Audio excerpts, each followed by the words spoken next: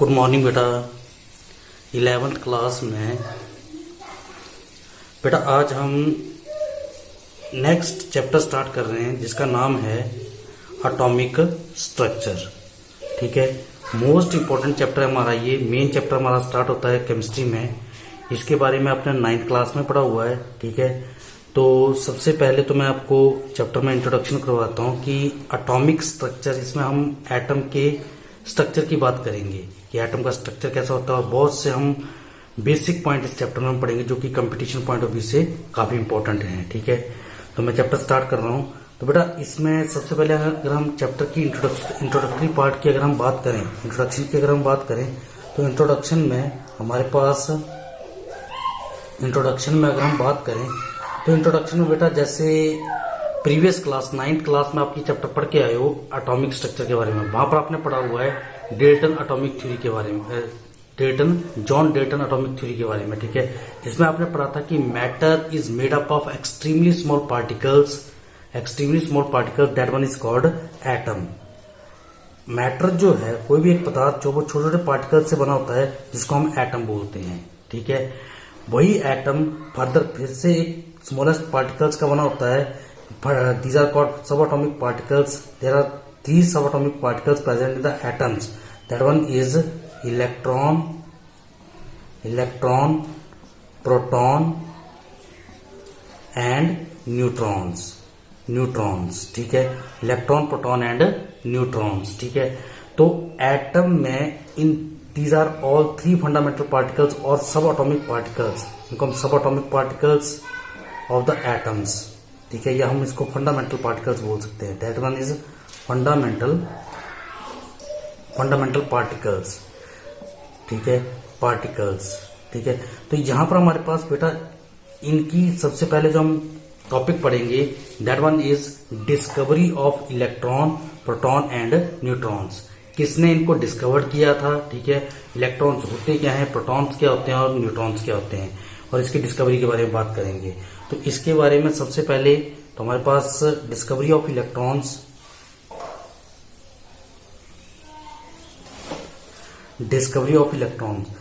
जो कि की गई थी, इलेक्ट्रॉन्स को डिस्कवर किया गया था। That one is J Thomson.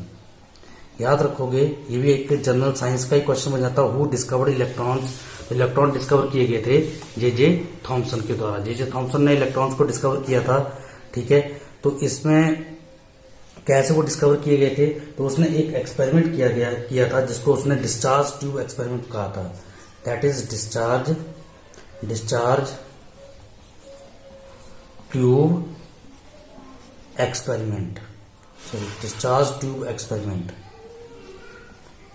Tube experiment. हाँ, तो बेटा इलेक्ट्रॉन की डिस्कवरी के लिए जे थॉमसन ने एक एक्सपेरिमेंट किया था जिसको कहा था डिस्चार्ज ट्यूब एक्सपेरिमेंट। इस एक्सपेरिमेंट में जे थॉमसन ने एक डिस्चार्ज ट्यूब ली थी जिसकी लंबाई अप्रोक्सीमेट 60 सेंटीमीटर लॉन्ग थी। 60 सेंटीमीटर लॉन्ग एक ग्लास रॉड ली गई थी, डिस्चार्ज ट्यूब ली गई थी, ग्लास की ट्यूब ली गई थी जिसको दो एंड के ऊपर दो इलेक्ट्रोड अटैच किए गए थे। इनमें से एक था नेगेटिव कैथोड और एक में पॉजिटिव एनोड। ये याद रखना है, negative cathode and positive anode, जिसको दो इलेक्ट्रोड को एक बैटरी के साथ अटैच किया गया था। ठीक है, इसके अलावा इस ट्यूब में एक गैस फिलअप की गई थी एट एटमॉस्फेरिक प्रेशर के ऊपर इसमें एक गैस को फिलअप किया गया था। ठीक है, और एक इसके साथ एक वैक्यूम पंप अटैच किया गया था जो कि इस गैस के प्रेशर को इंक्रीज या डिक्रीज करने के लिए अटैच किया गया था। ठीक है, अब इसके बाद जब इस गैस में से अप्रोक्सीमेट हाई वोल्टेज का करंट, अप्रोक्सीमेट 10,000 वोल्ट का करंट जब इसमें से पास किया गया, 10,000 वोल्ट करंट इसमें से पास किया गया, तो इसमें से नो डिफ्लेक्शन, यहाँ पर कुछ भी यहाँ पर दिखाई नहीं दिया गया। यहाँ पर कुछ डिफ्लेक्शन आपको यहाँ पर ऑब्जर्व नहीं की गई। ठीक है, एट 10,000 एटमॉस्फेरिक प्रेशर के ऊपर यहाँ पर कुछ भी हैपनिंग नहीं हुई। ठीक है,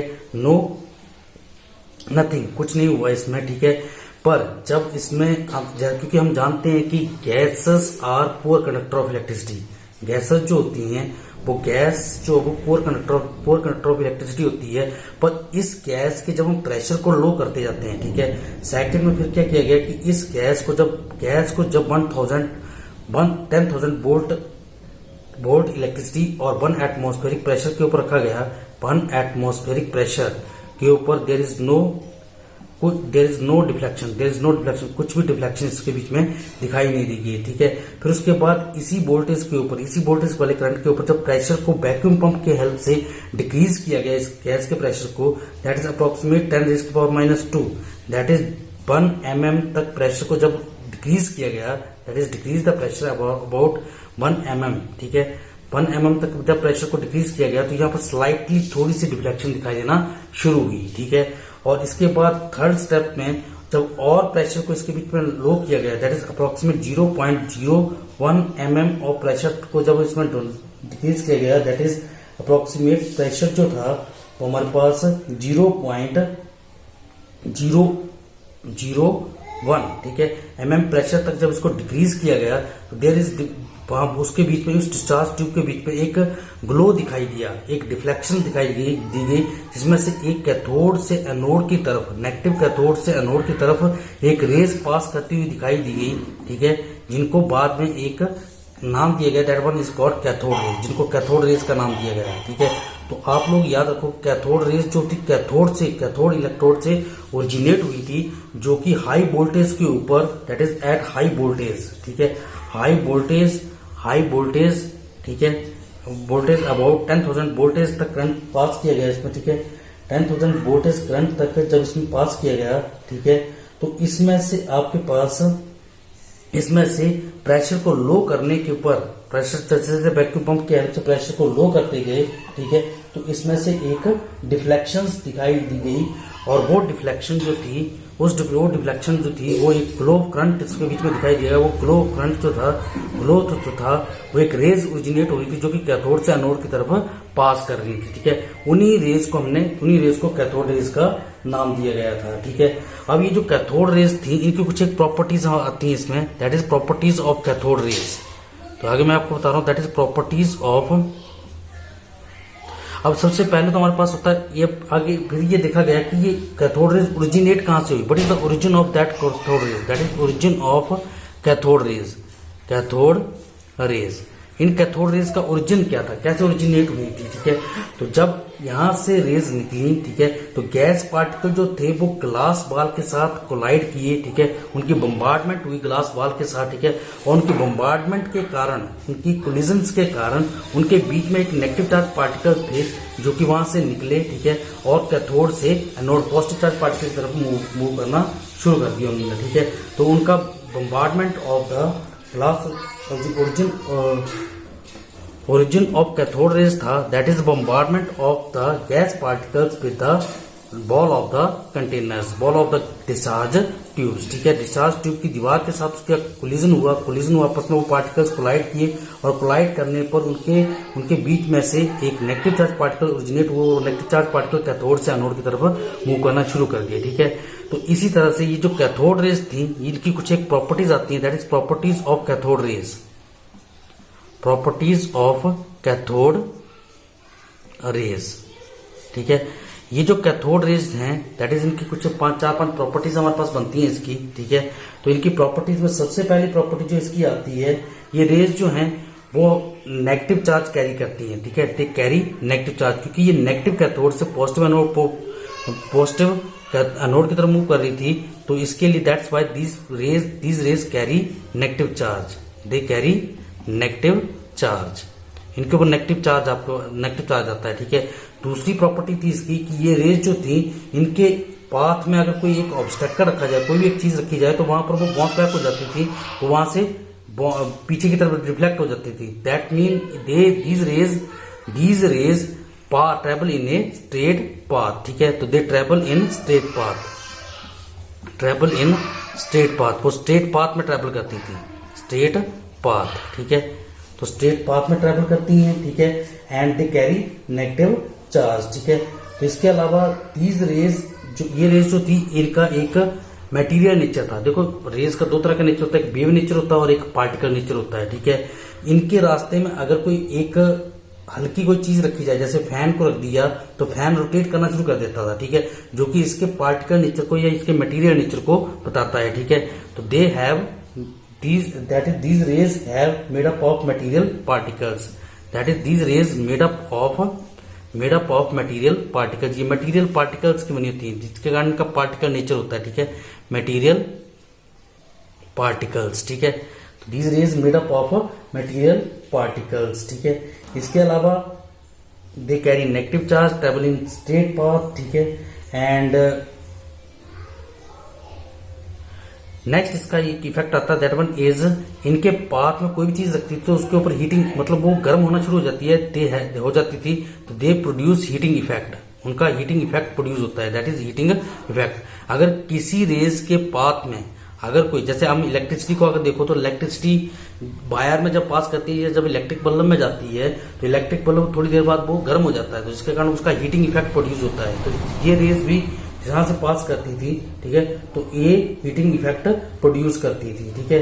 इसके अलावा there are some properties of the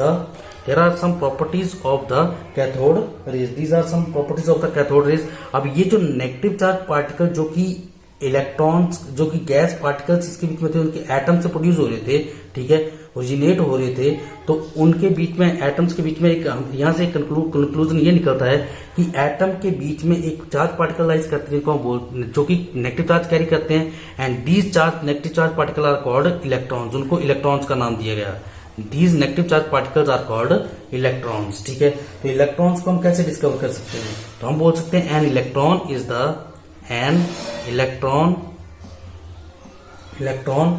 is the fundamental particles, fundamental electrons are the fundamental particles, fundamental electrons are is the fundamental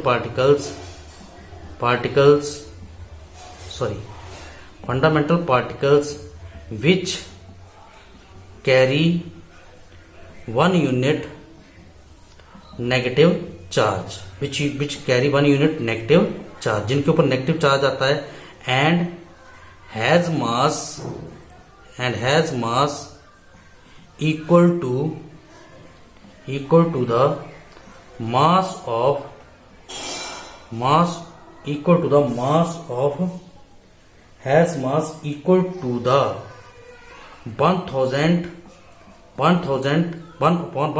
1837th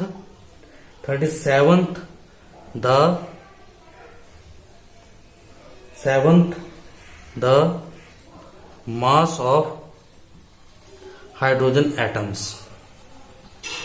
mass of hydrogen atoms, ये देखा गया था कि इसके ये जो डिस्चार्ज ट्यूब एक्सपेरिमेंट में जो नेगेटिव चार्ज पार्टिकल निकले थे, इसके ऊपर 1 यूनिट नेगेटिव चार्ज आता है, ठीक है, और इन नेगेटिव चार्ज पार्टिकल को इलेक्ट्रॉन्स का नाम दिया गया था, ठीक है, और इनका जो मास था, हाइड्रोजन के एक एटम के मास का अगर हम 1137 पार्ट हिस्सा निकाल दें, मतलब उसका अगर 1837वां हिस्सा या 1870th पार्ट अगर निकालें, तो वो मास किसके मास के इक्वल होगा, that is the mass of electrons, ठीक है।